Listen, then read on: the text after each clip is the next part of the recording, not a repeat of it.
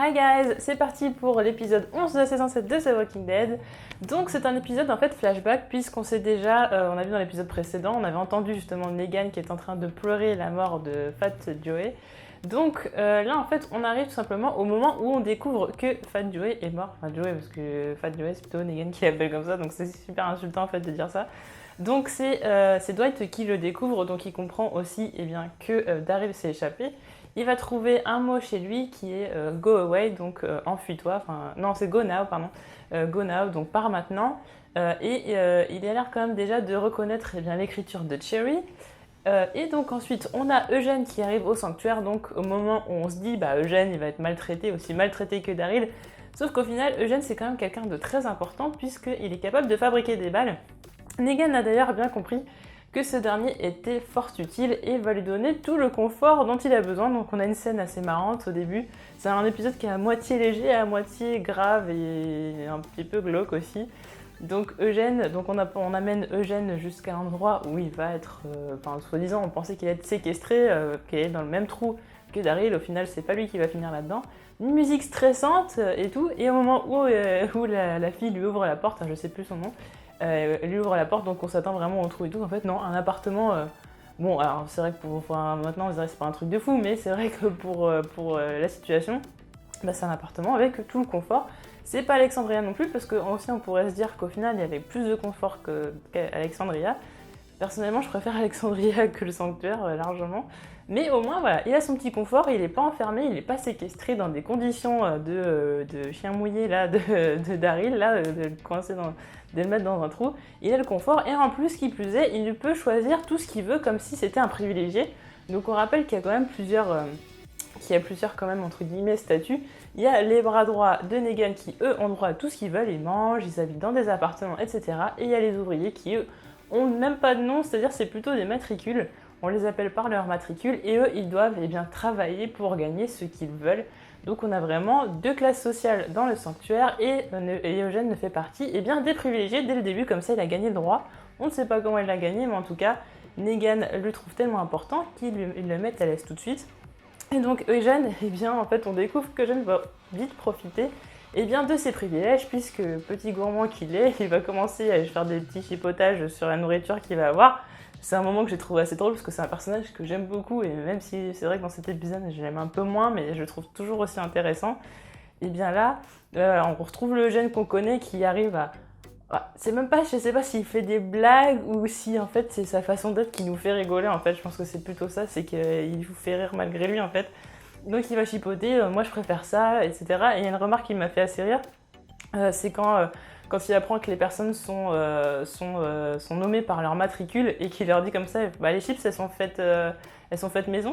Et donc là la fille elle répond oui, et en fait c'est clairement en fait si les ouvriers sont tellement maltraités qu'ils vont cracher dans les chips ou qu'ils vont empoisonner les chips ou je ne sais quoi, du coup il n'en veut pas du tout. J'ai trouvé la remarque assez marrante. Ce qui est assez drôle également, c'est la référence à Easy Street que je pensais vraiment qu'on n'allait pas revoir tout de suite et au final, entendre, pardon. Donc en fait, on a une opposition qui est assez intéressante puisqu'on a Daryl qui entendait Easy Street malgré lui, qui l'entendait tout le temps, ça le faisait souffrir, c'était une torture sonore très clairement. Et là, Eugène qui lui a le choix d'écouter ou non Easy Street, et qui limite l'écouterait plus par plaisir, parce qu'Easy Street c'est un peu une musique joyeuse, etc. Et lui il est un petit peu dans ce moment où voilà, il a le confort, il est content, il a tout ce qu'il veut. Easy Street, là ça symbolise un petit peu plus la joie que pour Daryl, ça c'est clair. En tout cas, par la suite on a Negan qui va arriver, qui va frapper. Donc là en fait Negan a une façon de frapper qui est assez atypique, donc on reconnaît en fait quand Negan frappe à la porte. Et c'est là où ça met une petite ambiance intéressante, c'est assez stressant parce qu'on se dit, on entend quelqu'un frapper. Si on entend que c'est frappé d'une autre façon, d'une certaine façon, on sait que c'est Negan et on ne sait pas en fait ce qui va arriver derrière, on ne sait pas s'il va venir pour nous menacer, s'il va venir pour nous complimenter. Et là en l'occurrence, Dwight, ça va pas du tout être pour le complimenter, puisque les hommes de Negan vont venir le tabasser, et là on a un plan de Negan de dos avec Lucille, vraiment qui regarde la scène mais sans broncher complètement, un peu comme le parrain, voilà, histoire de lui montrer qui est le boss et que Dwight a fauté et qu'il n'a pas intérêt à faire n'importe quoi. C'est un épisode où il va y avoir vraiment un parallèle entre Dwight et Daryl, c'est-à-dire que Dwight et Daryl, ce sera confirmé en plus dans la suite de l'épisode, ont des personnalités similaires et se ressemblent sur pas mal de choses. Là, donc, on a Dwight qui est enfermé au trou, comme dit Negan, le trou dans lequel il avait enfermé Daryl par la suite et qu'il devait le briser. Trou que Dwight ne connaît très bien, puisque c'est celui dans lequel il s'est retrouvé à la suite de sa fuite avec Cherry et Tina, puisque voilà, il était parti, ensuite ils étaient revenus. Negan l'avait enfermé dans le trou et à la suite, voilà, Cherry a décidé d'être la femme de Negan pour lui sauver la vie. Et ensuite, Negan lui a brûlé le visage au fer, comme il fait pour toutes les personnes qui ont fauté, dans le meilleur des cas, j'ai envie de dire, si la personne est chanceuse. Donc Dwight connaît très bien ces endroits, et c'est là on se dit quand même que c'est assez pervers, puisque Dwight connaît bien ce trou, il a quand même enfermé Daryl, il l'a malmené, de lui donner de la pâtée pour chien, en lui mettant Easy Street, enfin vraiment c'est de la torture mentale complète, dans des conditions vraiment déplorables. Donc on pourrait se dire qu'au final, il pourrait avoir quand même de l'empathie pour Daryl, puisqu'il a vécu la même chose, mais au final, eh bien, tout ce qu'il veut, c'est sauver sa peau et sauver la peau de Daryl. C'est un personnage de Cherry, pardon. Donc c'est quand même un personnage qui est très ambigu. Donc là, Dwight qui va être un peu le souffre-douleur pendant les premières minutes de l'épisode. Negan qui va l'interroger parce que, eh bien, Daryl s'est échappé, mais comme par hasard, Cherry n'est plus là. Elle s'est échappée en même temps. Ça, c'est une chose qu'on ne savait pas. On l'apprend donc dans cet épisode. Cherry est partie, donc la mission de Dwight, ça va être de dissiper les soupçons. D'ailleurs, Dwight dit que ce n'est pas Cherry qui l'a laissé partir. Negan lui demande si c'est lui qui l'a fait, et il lui dit d'ailleurs, il lui rappelle que déjà de 1, que Dwight et Daryl ne sont pas les mêmes personnes du tout, plutôt que Dwight, ce qui laisse un peu penser que Dwight est plutôt un lâche par rapport à Daryl, et que Daryl, lui, s'il revenait, ce serait tout simplement pour leur faire la peau et pas pour faire le chien-chien à Negan, entre guillemets. Et secondo, Negan se dit aussi que pourquoi pas, Dwight aurait bien des raisons de retourner sa veste.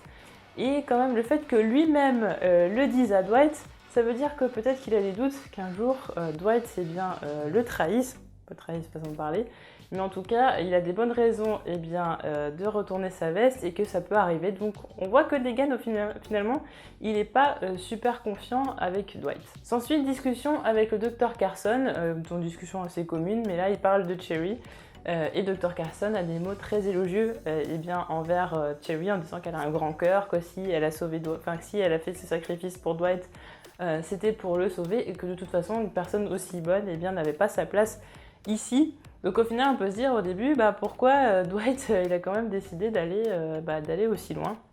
On apprend aussi que donc Dwight, avant de s'en aller et de rejoindre l'endroit possible où pourrait être Cherry, l'endroit où ils devaient se rencontrer en cas de fuite, il avait caché quand même un petit paquet de cigarettes et avec des bagues de fiançailles dedans.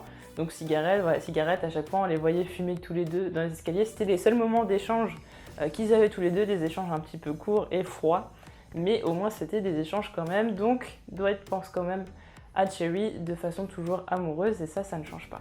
Eugène rencontre Negan, mais cette fois-ci au sanctuaire, et bon, ça va être l'occasion de discuter, puisque Negan a envie d'en savoir plus sur ce petit futé, comme il dit, le Smarty Pants. D'ailleurs j'ai cherché le terme parce que je savais pas ce que c'était, au final ça veut dire futé, petit futé, en gros c'est un petit peu ça. Donc Negan va essayer un petit peu de cerner le personnage. Au début, il va complètement se moquer de lui. Et au final, au fur et à mesure, il va être de plus en plus impressionné par la personne. C'est là que Eugène ressort encore ses vieux mensonges qu'il avait sortis à Abraham. C'est-à-dire qu'il est sur un projet génome, etc. Qui sait comment... Enfin, là, il ne reparle pas de ça, mais... Voilà, en gros, il est encore dans ses mensonges à s'inventer une vie, etc. Et tout simplement, il dit oui, je sais, qu'il sait des choses. Tout le monde dit en fait à propos d'Eugène qu'il sait des choses, mais qu'est-ce qu'il sait réellement? Donc il dit qu'il est docteur en biologie, etc. etc. Voilà, là, il faut démêler le vrai du faux. Donc Eugène est totalement, il est toujours dans cette démarche de bluffer les gens, et de toute façon c'est le seul moyen qu'il aura de survivre dans le sanctuaire, c'est de se rendre indispensable et, comme il le dit, irremplaçable. Donc Negan va lui poser une petite question, une petite énigme, voilà ce que je voulais dire. Donc on a un plan avec justement le rôdeur là qui se vide de ses tripes là, c'est absolument dégueulasse, j'ai trouvé ça un peu glauque. C'était pas justifié, surtout qu'à la fin de l'épisode, on a quand même une scène qui est assez horrifique, même si on la voit pas vraiment, elle est assez glauque. Et donc là, Eugène va trouver un plan, et c'est là où je me suis dit c'est intéressant, parce que ça, on n'en a pas encore entendu parler dans quel que soit les comics ou la série. Et bien là, c'est en fait Eugène qui émet l'idée justement de faire fondre du fer et de le verser sur les rôdeurs. Et en fait, c'est pas seulement que ça empêcherait la décomposition des rôdeurs, c'est surtout que ça fait une excellente armure dans le cas où Rick et les autres communautés seraient là pour attaquer le sanctuaire. Donc forcément, s'ils attaquent le sanctuaire, ils doivent passer devant les rôdeurs. Et s'il est impossible de tuer les rôdeurs, ça rend les choses beaucoup plus compliquées.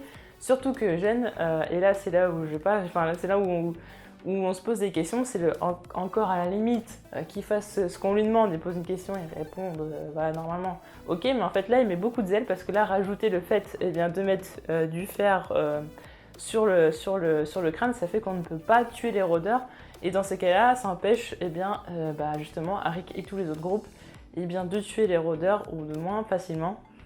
Donc là Eugène s'est totalement mis une balle dans le pied, ou en tout cas une balle dans le pied de Rick et tout le groupe, mais en tout cas tout ça pour encore une fois impressionner Negan.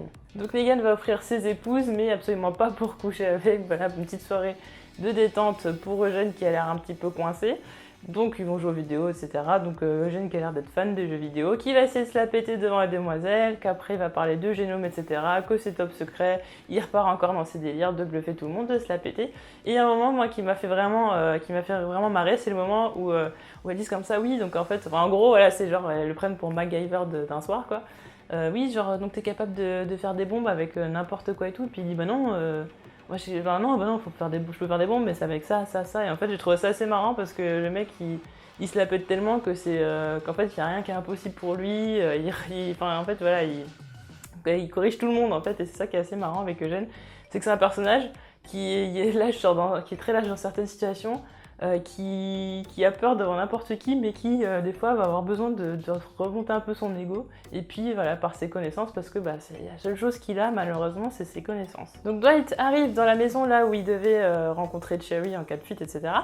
Donc il a ressorti, donc on voit qu'il a les bagues de fiançailles, qu'il a ramené des cigarettes et de la bière comme il était prévu. Donc là il découvre un mot, il découvre un petit post-it où il y a la même écriture. Donc là il est sûr que c'est Cherry qui a laissé partir Daryl. Il trouve une lettre dans laquelle elle dit, et c'est assez triste, au final que ce qu'elle nous fait comprendre c'est que Dwight a complètement changé et que la personne que Cherry aime, c'est le Dwight d'avant et qu'apparemment celui de maintenant, elle en a peur, qu'elle a même peur qu'il la tue, ou même qu'il la ramène auprès de Negan. Elle pense vraiment qu'il est capable de faire ça à ce point. Et Dwight part du principe qu'en final, il vaut mieux être au sanctuaire sous le joug de Negan plutôt que d'être mort. Et c'est ce qu'elle dit, c'est qu'au final, même si elle s'en sort pas à l'extérieur, au final, c'est pas pire que de rester au sanctuaire. Elle préférait même mourir que de rester au sanctuaire. Ce que Dwight n'a peut-être pas su comprendre. Et là où je me suis interrogée, c'est quand même quand elle parle de Daryl, pourquoi elle l'a laissé partir. Et au moment où elle dit ça, en fait, donc elle dit qu'elle l'a laissé partir parce qu'elle lui rappelait lui, Dwight, quand il était plus jeune, avant qu'il y ait tout ça, en fait, qu'il lui rappelle le Dwight d'avant, sachant qu'elle précise bien qu'elle aime le Dwight d'avant, mais clairement l'impression qu'elle aime plus celui de maintenant. Et au même moment, on a Dwight qui s'énerve, donc je pose la question déjà, est-ce que Cherry est tombée amoureuse de Daryl ? Et également, est-ce que Dwight ne va pas vouloir se venger de Daryl par jalousie, etc. Parce qu'il y a quand même beaucoup de rivalité. Dwight a l'air d'être quand même très jaloux de Daryl. Il y a beaucoup de plans comme ça où on voit Cherry en train de regarder. Il y a un plan en particulier où quand Cherry est avec Negan, à un moment donné, elle embrasse Negan et puis elle regarde Daryl et puis Dwight regarde Daryl. Enfin, c'est un peu bizarre, donc on peut se poser la question de ça, c'est assez ambigu. Et voilà, est-ce que Dwight va vouloir se venger ? En tout cas, apparemment pour Cherry, Dwight est devenu un monstre puisqu'il a tué des gens, etc. Elle dit que c'est de sa faute et qu'elle n'est pas forcément une fille bien. D'ailleurs, dans les comics, elle prend une direction qui est, pour l'instant, dans la série, est très très différente. Donc j'ai l'impression que en fait, ça va pas être le même personnage du tout dans la série que dans les comics. Là, pour ceux qui sont à jour, parce qu'il faut être à jour en version originale, en version anglaise. Donc là, elle prend une direction qui est très très différente, je vais pas du tout spoiler, mais c'est un personnage qui devient important maintenant, qu'on entendait parler vaguement, etc., mais maintenant qui est très très important dans les comics. Et là, on prend deux directions différentes, je trouve ça intéressant, donc je suis très très curieuse de voir comment le personnage va être creusé. En tout cas, Dwight est effondré, mais en tout cas, il laisse quand même la bière, les paquets de cigarettes et la bière et les paquets de cigarettes. Peut-être dans l'esprit que peut-être elle repasserait par là, ou en tout cas lui il ne l'a pas oublié, il l'aime toujours et il ne lâchera pas l'affaire. Alors Eugène fait sa petite scène avec les explosions de ballons, etc. Donc il se la pète, j'ai trouvé ça assez drôle encore avec la bougie, là il fait des gestes, etc. C'était assez drôle. Par la suite on a les filles qui vont lui demander de faire une pilule pour soi-disant le suicide de Amber. Et la question qu'on se pose, c'est est-ce que les filles avaient prévu le rapprochement auprès d'Eugène? Est-ce qu'elles savaient déjà depuis le début ce qu'il était capable de faire, de fabriquer, pourquoi pas des pilules de suicide pour, dans le seul but de tuer Negan, de lui faire avaler d'une façon ou d'une autre? Est-ce qu'elles avaient prévu tout ça? Eugène a l'air de penser que c'est le cas, et de toute façon, on va vite les remettre à leur place, et en leur faisant comprendre que de toute façon, ça n'arrivera jamais. Alors la question que je me pose, c'est est-ce que Eugène elle savait dès le début que les pilules étaient pour Negan, et a changé d'avis ensuite, et s'est dit que de toute façon, il y avait tellement de privilèges que valait mieux pas qu'elle donne ses pilules? Ou peut-être que c'est le contraire, que c'est tout simplement parce qu'il veut se venger d'une autre manière? Ou est-ce que c'est tout simplement que voilà, finalement, il savait pas du tout pourquoi étaient les pilules? Mais moi j'ai l'impression quand même qu'il savait et qu'au final, il a changé d'avis. Ce qui est intéressant aussi, c'est le moment où il fait la queue pour aller chercher des produits pour pouvoir fabriquer ces pilules. C'est de passer devant tout le monde, et c'est là on se dit qu'au final, il s'inclut quand même très bien, il s'incruste très bien dans le sanctuaire, et là, il a vraiment l'impression que c'est vraiment un des saviors, un des bras droits de Negan, puisqu'il a passé devant tout le monde sans aucun état d'âme. Voilà, toi c'est quoi ton matricule? Tu sais qui je suis? Moi en fait c'est ça, c'est toujours Eugène, c'est tu sais qui je suis cette personne-là, je sais faire ça. Et donc en fait Eugène a tout simplement un énorme, son ego en fait a explosé. Et là en fait c'est surtout qu'il va s'en servir pour avoir ce qu'il veut, tout comme le fait Negan, tout simplement. Lui il prend, et comme on l'a dit, tu te sers et tu fais ce que tu veux, et c'est ce que fait Eugène. Il veut quelque chose, il le prend et il demande pas, il n'a pas à demander de toute façon. Donc Eugène, on ne sait pas, ce qui est ambigu, c'est de savoir est-ce que vraiment il est dans cette optique de faire partie vraiment des Saviors, ou est-ce que comme moi je le pensais, que je vous ai dit dans une des vidéos spoilers, que Eugène prépare une offensive contre Negan, prépare en fait une vengeance contre Negan, qu'il fait semblant de vraiment être dans ce groupe pour au final faire capoter tous les plans de Negan. Je pencherais plutôt pour là, même si pour l'instant on peut vraiment se poser des questions, parce que Eugène est quand même ambigu. Comme il le dit lui-même, c'est un lâche, il a fait des choses très lâches par le passé et pourrait faire peut-être même encore pire maintenant. Et en plus on avait entendu dans le synopsis de la saison 7, comme quoi il y avait à avoir des trahisons. Et en l'occurrence, si Eugène passait du côté obscur de la force, ce serait une trahison. Et autre chose encore, c'est le petit parallèle entre Dwight et Eugène, à la fin de l'épisode, donc ils parlent tous les deux. Et c'est là où on se dit, Dwight a totalement des raisons de trahir Negan, de s'en aller. Et Eugène, au final, pour lui, j'entends bien, il a complètement des raisons au final d'être auprès de Negan, puisque lui le considère plus que Rick. Enfin bon, ça après, chacun considère comme il veut. Lui, il trouve que Negan a plus de considération pour lui que Rick en a pour lui. Et donc en fait, on pourrait se dire que Dwight rejoindrait justement le groupe de Rick, et que Eugène, lui, ce serait le nouveau bras droit de Negan. Ce serait un truc quand même qui serait super intéressant. Dwight a raconté au Dr Carson que Cherry s'était enfuie, qu'elle avait couru vers une vague de rôdeurs, et qu'il avait fini par achever Cherry pour pas qu'elle ne souffre. Et donc par la suite, on a une grosse réunion au sanctuaire, on se demande ce qui se passe, Eugène est là, il voit la scène, Negan lui demande de bien regarder la scène, le Dr Carson est là, et là, ce qu'on dit, c'est en fait pourquoi il est là, qu'est-ce qui s'est passé, qu'est-ce qui va lui arriver au Dr Carson, de quoi il se fait accuser. Donc au final, Dwight avait caché un mot il avait écrit soi-disant un mot, pas de Cherry du tout, avait écrit un faux mot, pareil, il avait marqué go away, go now, et donc il l'avait caché dans le bureau du Dr Carson, et il avait fait incriminer à la place de Cherry, toujours pour sauver la vie de Cherry. C'est toujours ça l'objectif. Donc au final, c'est le Dr Carson qui va prendre cher. Negan qui joue encore de son côté, je vais être très gentil, mais au final je vais te faire le pire des trucs, et c'est là où voilà, un peu pour souffler le chaud et le froid. Donc au début, comme s'il allait être très gentil, qu'il n'allait pas lui brûler le visage si jamais il avouait ce qu'il disait, pour au final le lancer dans le feu, quelque chose de très très cruel. Et c'est pas tellement la scène en elle-même qui m'a fait réagir, c'est surtout l'expression de Dwight. J'ai pas arrêté de regarder l'expression de Dwight. Est-ce qu'il avait une expression? Est-ce qu'à un moment donné il avait juste une once de culpabilité? On voit rien sur son visage. On voit juste qu'il est surpris puisqu'il se pousse, au moment où Negan pousse le Dr Carson dans le four, il se décale un peu surpris. Mais après, il n'a aucune expression de culpabilité. On sait qu'au début, quand le Dr Carson se fait accuser, qu'il l'implore, etc., il regarde ailleurs. Mais après, on voit aucune expression sur son visage. On ne sait pas ce qu'il pense. Est-ce qu'il en a rien à faire et l'accusé, il s'en fiche, il n'a aucune culpabilité? ou est-ce qu'au contraire il fait semblant d'être fort pour ne pas montrer déjà qu'il a menti, parce que comme le dit Negan, s'il a menti, eh bien dans tous les cas il va tuer Dwight en lui mettant du fer sur l'autre côté du visage jusqu'à qu'il meure. Donc soit Dwight essaye de sauver sa peau et celle de Cherry, soit il en a en plus absolument rien à faire du Dr Carson. Donc c'est là où on peut se poser la question, est-ce que finalement Dwight va réagir et va passer du bon côté de la force, entre guillemets, ou est-ce que ça va devenir peut-être un bras droit de Negan un petit peu plus cruel chaque jour. Mais je pense qu'au final, si on nous montre des bons côtés de Dwight, des moments émouvants, c'est tout simplement parce que par la suite, eh bien, il trahira Negan et ce sera un moment important, mais qui n'arriverait pas, je pense, dans cette saison, ou peut-être dernier épisode, je ne sais pas, j'ai hâte de voir. En tout cas, un épisode qui était très intéressant, même si je l'ai trouvé très glauque, parce que Eugène, c'est un personnage que j'aime bien, et c'est vrai que son attitude m'a un peu dégoûtée. J'espère vraiment qu'il fait semblant, parce que si vraiment il trahit le groupe de Rick, bah franchement, je l'aurais à mauvaise, honnêtement. Donc c'est un épisode qui était intéressant. Même si j'ai trouvé dommage que tout se passe tout le temps au sanctuaire, parce que j'aime plus trop les épisodes où il n'y a qu'une seule ambiance, centrée sur que très peu de personnages, etc. J'aime bien quand ça bouge un petit peu. Mais en tout cas, voilà, c'était un épisode qui était très intéressant. Enfin, un épisode où on voit un peu plus Eugène, parce que dans cette saison, on l'a très très peu vu, par rapport par exemple à la saison 5. La saison 6, je me rappelle plus trop si on le voyait beaucoup ou pas, mais en tout cas, surtout saison 5. Si, saison 6, on le voyait quand même pas mal. Saison 5, saison 6, on le voyait pas mal. Saison 7, on l'a quasiment pas vu, voilà, à part il est en train de chialer. Donc voilà, en plus, ce qui est important, c'est que, encore une fois, c'est un épisode où ça ne se passe pas comme dans les comics. Eugène n'a jamais été kidnappé par Negan, et au contraire a